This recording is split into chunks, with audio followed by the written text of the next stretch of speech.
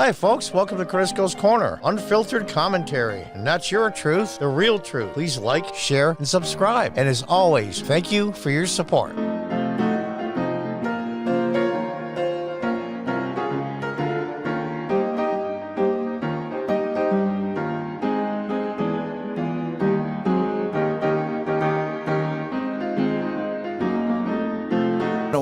Yeah, welcome back. What do you say about the studio? You haven't been in the studio for a year and a half. Yeah, I know. It's between that and I took some time in June, took a couple of weeks. I traveled around a little bit in the South since I sold my building and my business. Yeah. Every time I drive by there over at Shenango and Robinson, I'm like the guy in the public service announcement where a little tear slowly goes down my left cheek as though it was carefully choreographed. Tears of joy or tears of sadness? Tears of sadness. I get emotional. I was in there a few weeks ago, and they really did a nice job on the inside of it. It's going to be they expanded it out because it's a really big building. I only used half the space for the store. My voice a little gravelly. I've got some allergy issues, so that's the way it goes. But it's going to be a cool place, and I'm glad. So it's a convenience store, right? Yeah, it's going to be a regular convenience store. I know they're really putting a lot of money and time and effort into it, so I hope people go there and check it out when it eventually opens. I'm not sure on a date yet. Yeah. So, okay, I'll keep an eye on it because when they open, I'll stop in and say hi. Stay tuned. Yeah. So how long had you run your business, Cordiscos Corner, there? I opened my old store on the corner of Liberty and Robinson in January of 98. And I moved to the current location, or my last location, in January, I believe, is 2001. So you were there for 23 odd years total. Wow. So that really was a fixture in the North Side neighborhood. Yeah. I think somebody told me, and I can't not prove it, but I'm the oldest single-owned business on the North Side, except for, I think, the leather shop that's in the Binghamton Plaza. Well, that's an interesting story. The husband and wife, they've been there for over half a century, I believe. When I was a kid. Yeah, what surprised me, and I think this was about 2 years ago, because I hadn't been into the leather shop in quite a while, and I popped in, and I was talking, I'm trying to remember if it was the wife or the husband. Anyway, I got talking, and they were telling me their story, because only one of them was there, but the story, and I was shocked that they had been there for 50 years. Yep. And I think we wound up doing a short segment on the program after that. I was just fascinated. That's, you know who should do a story on that? Action News. Oh, maybe. That'd be a human interest story. They send over a crew from Action News or Fox 40 or, how about this, News Channel 34. Jim Emke could do a piece about that. I should interview him myself for my podcast. Well, tell me you have a podcast now.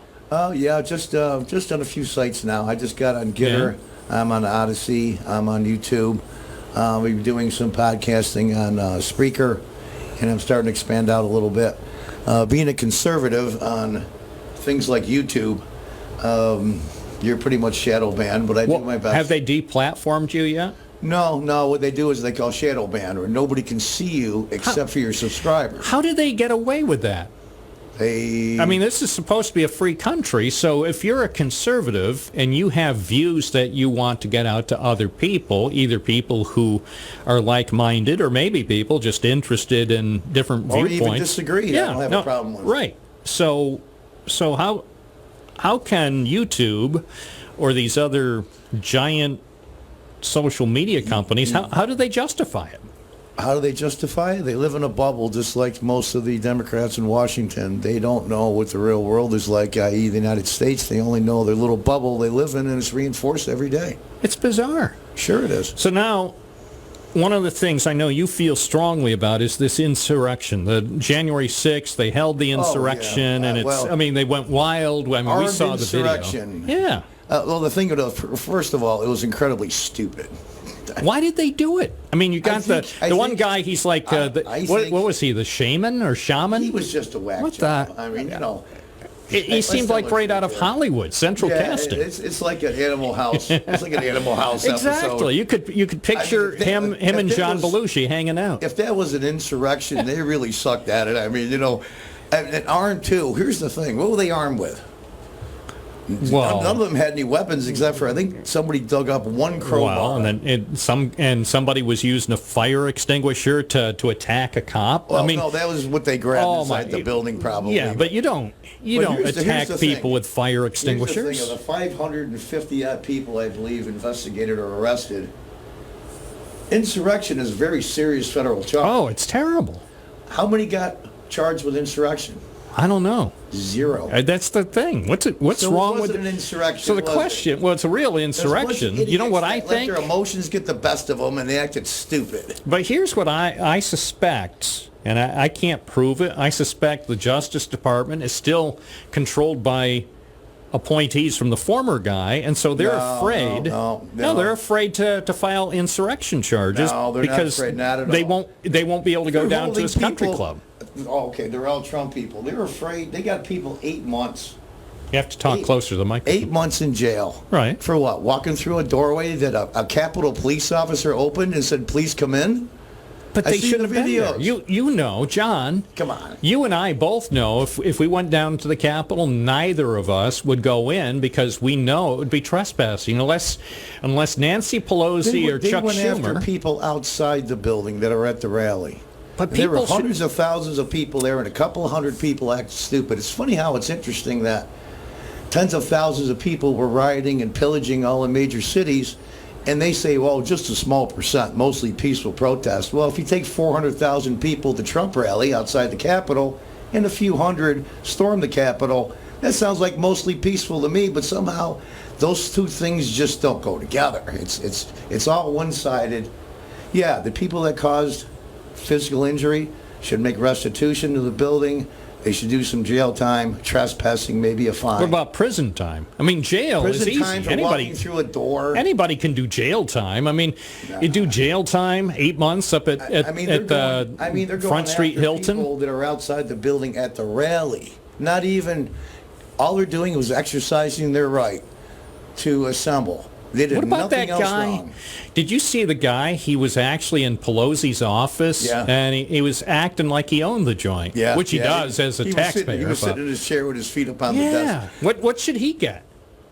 If he didn't destroy anything, if he didn't steal anything, I think a couple $1,000 fine and maybe 4 or 5 years probation. I mean, he didn't hurt anybody. He didn't break anything. What about prison? For just walking in a building? I mean, what do you get for smashing businesses and looting them? What do you get? Nothing. You don't even get arrested. And then when you do, there's a fund to bail you out. I mean, come on, let's be fair here. Well, yeah, everybody should be punished. If you break the law, everybody needs to be punished. If you broke nothing, you hurt no one. But you need to send a message in the future. Several $1,000 fine and 4 or 5 years federal probation. Because what if put on probation knows that's a big pain in the butt. But here's the thing: what if it had been Speaker Newt Gingrich's office and some liberal student from upstate New York showed up in Newt Gingrich's office? Isn't it interesting when a whole bunch of, I'll call them progressive leftists, stormed the Hart Building, which is a Senate building, occupied every single floor and every single office. Not one person was arrested. That wasn't an insurrection over a Supreme Court justice nominee. They just took over the Hart Building. Nobody said a word. What'd you get? Crickets. Interesting how that works, how two-sided it is. Well, again, one wrong doesn't justify another. I mean, it's terrible. One person was even charged with trespassing. Nothing. I have nothing to do with that. I'm not a law enforcement officer. You can't blow it off that easily. No, I can, and I will. It's a two-tier. I'm not a cop, and I'm not a prosecutor. Depending on your political affiliation, depends what the penalty is. No, I have no political affiliation. No, I'm just saying. People that were involved. I'm like Bill Parker, the beloved Bill Parker. Yeah, my philosophy is always respect the law. I remember, Bill. All right. So always respect the law. Yes, if you break the law, there need to be consequences. Right, so that when you go to California and smash in a store and steal less than $950, you don't get arrested? You mean that kind of justice? Exactly. No, that's what I'm saying. That's what's happening. I know. But I just run a radio show in Binghamton. I don't support. I've seen videos of Capitol Police standing there with the people that walked in the building, taking selfies with them, for Pete's sake. I mean, come on. Well, that's the thing. That kind of behavior is well, no, it's aberrant. We don't you want to want put somebody in jail for taking a selfie with a Capitol cop? If they're trespassing, I say this is what Judge Bob, because I think Judge Judy, they said, is retiring, whatever. So if I get an offer to do a TV show called Judge Bob, and the first case was a person taking selfies at the Capitol during the insurrection. With a police officer. Yeah, exactly. Makes it even worse. With his consent, by the way. That makes it even worse. So the police officer also be doing time. So the police officer, you would Judge Bob. So here's what I would say. So that means if somebody in the front of the building here jaywalks, you're going to put them in jail? Yes. I'm law and order, baby. Well, then maybe you ought to move to Cuba. No, I don't want to move to Cuba. I was born in Binghamton. I'm staying here. If I'm the police chief or the mayor, which will never happen, but in my little fantasy land, I would make an announcement. On the first day that I was either police chief or mayor of Binghamton, I would make an announcement. We have a zero tolerance policy for everything. Zero tolerance. There's criminal, and then there's civil. It's not the same. I know. Getting a parking ticket, jaywalking, it's just a ticketable offense. Okay, but everybody gets a ticket then. If it's on the book, I have no problem with every single person that walked in the Capitol building, whether they had evil intent or bad intent or not, to get a fine. I have zero. I think they need to do time. Because it's a federal building, it's the holiest site of the federal government. It's sacred ground. It used to be. I know. In fact, it's funny. I saw a video where there was a security guard in the congressional chamber, right where the speaker sits, and there was a guy sitting there on the ground, had a little bit of blood on his head, and the security guard asked him if he was okay, and he said, "Yeah." Another guy was standing where the speaker stands. He says, "Guys, could you do me a favor? This chamber is sacrosanct. Please do not destroy anything." And he says, "No problem, dude. We're just here to protest."